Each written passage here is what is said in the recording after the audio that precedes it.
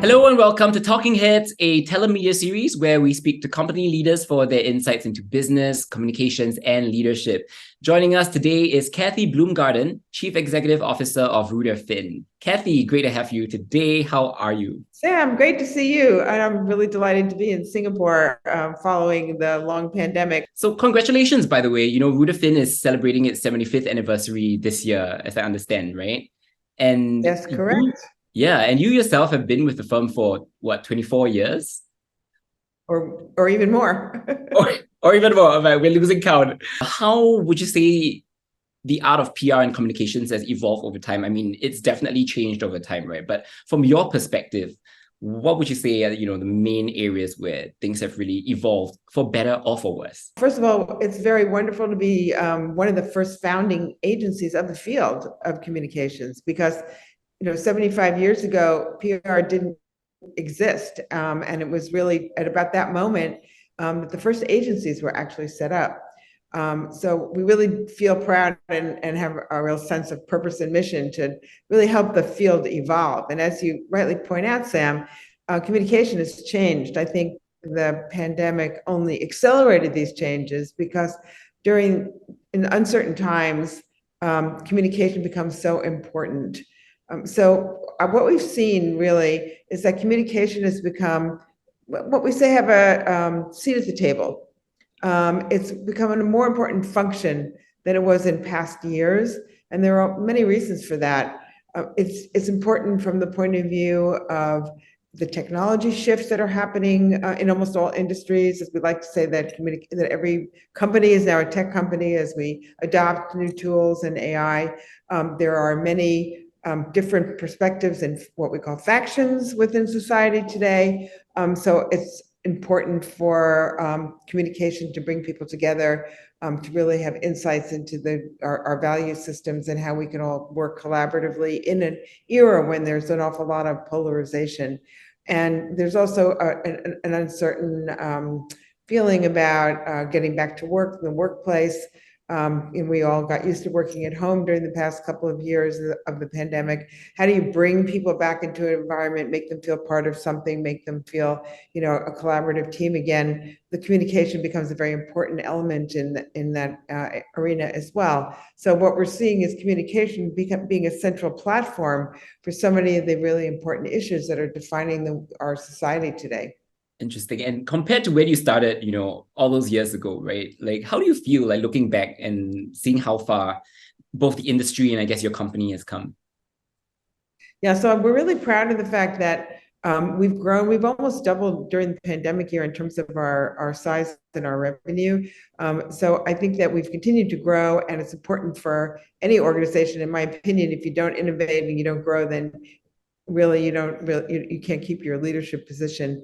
So I think that when I look back and I look at really the way communication was carried out, the old days where you would just write a press release and you would really look at only print or broadcast as an option. And now, of course, we have so many more channels that we use, and so things have changed fundamentally.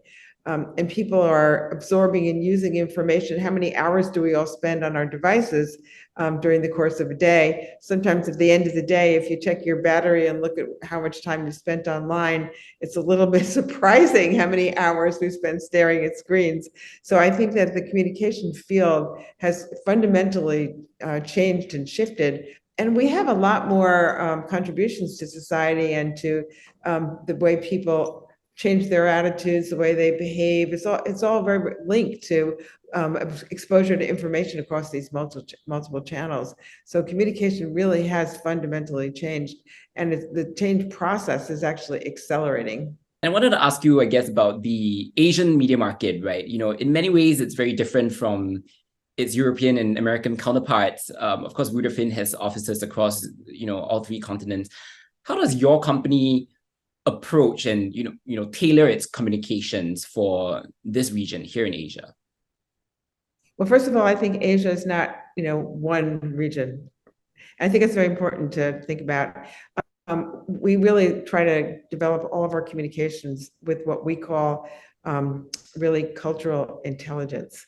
You really have to understand and look at each region and also different elements of society in each country independently, and spend the time to listen and to really think through what makes the most sense in terms of formulating outreach to those communities. And if we take, for example, here in Singapore or versus China, China, of course, has a whole set of other platforms that are used within China. And people sometimes ask me, well, is it so different? You know, what can you learn? Maybe China is just something that you set apart. And it's, you know, how do you relate to that? I find I learned so much from our Chinese colleagues in terms of the way they use e-commerce, the way they use online chatter, the, you know, really diversity of the different platforms and the way people communicate through social media, so well developed in China that really many countries and the US in particular can learn a great deal from the way social platforms are used in China. So it really is important to step back and realize that there's great diversity. That diversity is actually quite helpful in terms of making you think differently, making you think out of the box, making you realize that what you're doing today is not necessarily the most innovative or cutting edge, because you can always learn more and you can always innovate, particularly in the social and in the digital space. Now, we've spoken a lot about social media, and you mentioned the pandemic earlier as well, right? As you know, businesses are so prone to various crises all the time, and these two factors definitely, have contributed in part, especially in the last few years. Is Rudafin investing more in crisis management compared to previously? Would you say so? Yes, so crisis management is a really big area of focus for us because everybody's experiencing a crisis at some moment in time. You'll never be entirely immune from it. And now that we have better analytic tools, it really helps us to get prepared.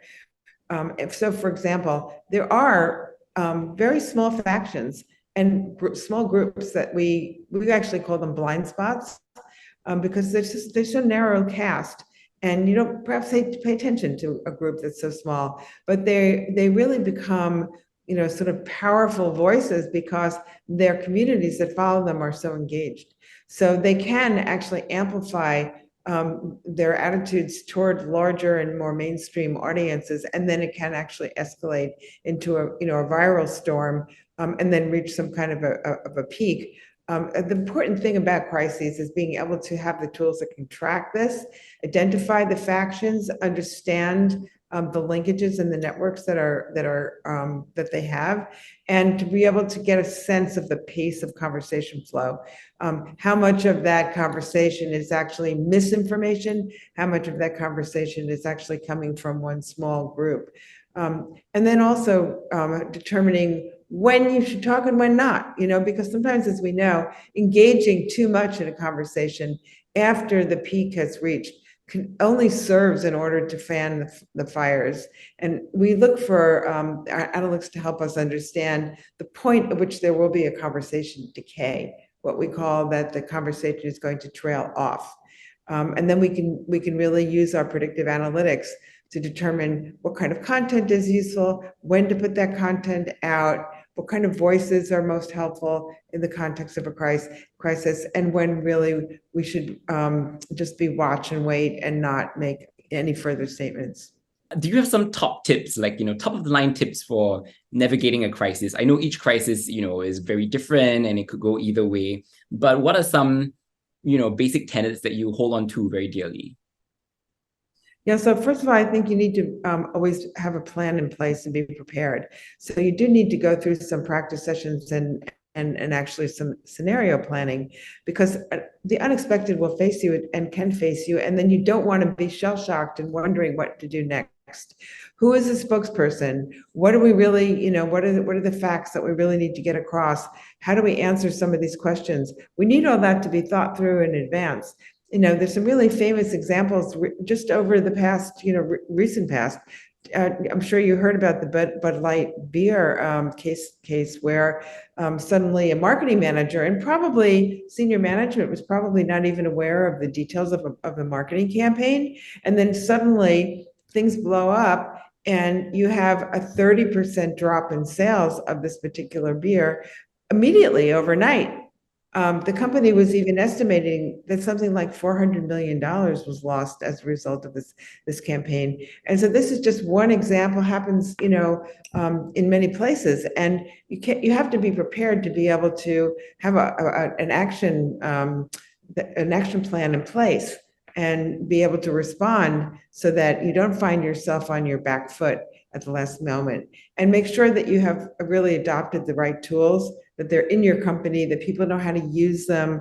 The first thing that happens in a crisis is that senior management or the board of the company calls in the communication people and said, fix it, go out and fix it, right? And there is kind of no way to kind of fix it.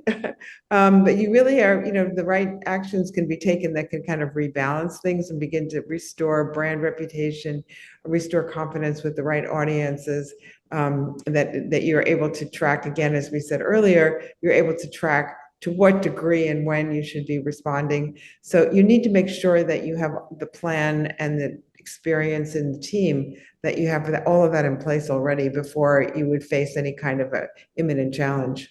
As you know, Talking Heads is a leadership series, interview series. So I guess my last question is, what does leadership mean to you?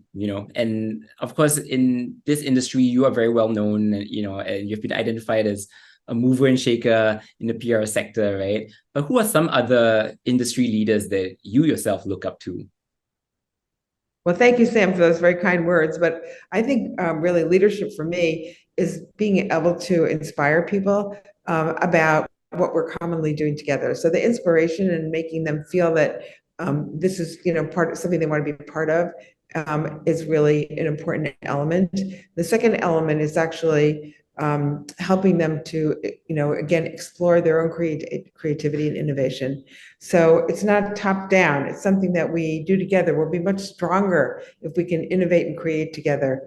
And then move things forward on a path where we're all, again, aligned and going toward a common goal. So for my personal, area of focus, it's those two areas, which is the inspiration of other people and also the need to constantly innovate. And I have this innovation real drive that I got from a wonderful leader I worked many years with, which is John Chambers, who was the CEO and chairman of Cisco for many years. And he always said that, you never compete against your competitors. You're always competing against market transitions. And I always remembered that so well, because everything is always changing around you. And it's really not, if you look sideways at the people who are today's competitors with you, you'll never be able to jump ahead because things are always shifting. And he once also asked me this incredible question. He said, what is the worst thing you can do? And I thought, oh my God, what's the worst thing I can do? I guess not fix the problem is the worst thing I can do. So I said that to him and he said, wrong. The worst thing you can do is keep doing the right thing for too long. And then I realized how correct that was, that you get stuck in your ways, right? And you're constantly always doing, what has worked in the past. And that's actually a mistake that I think we all have, this tendency to continue to do what we've done for so long. So that's why we always have our motto of what's next, is that we're really always looking at what's coming around the bend and what's coming around the curve. And it's something that my father, who founded Reuter Finn, always said as well. He said, just because you haven't done something doesn't mean you can't. And I think that's a very important statement too, because in today's world, we will all have to task ourselves to do things that we haven't done before. And we need to have the courage, and we need to really believe in our ability to really try out those new things and to make a success of them.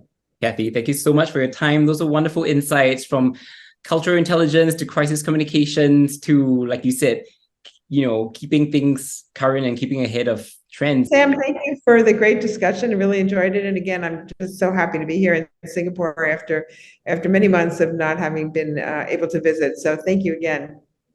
Thank you so much, Kathy. That was amazing. Now, for more of such content, do head on over to telummedia.com. And Kathy, hope to see you soon. Hope to see you in person soon. Take care.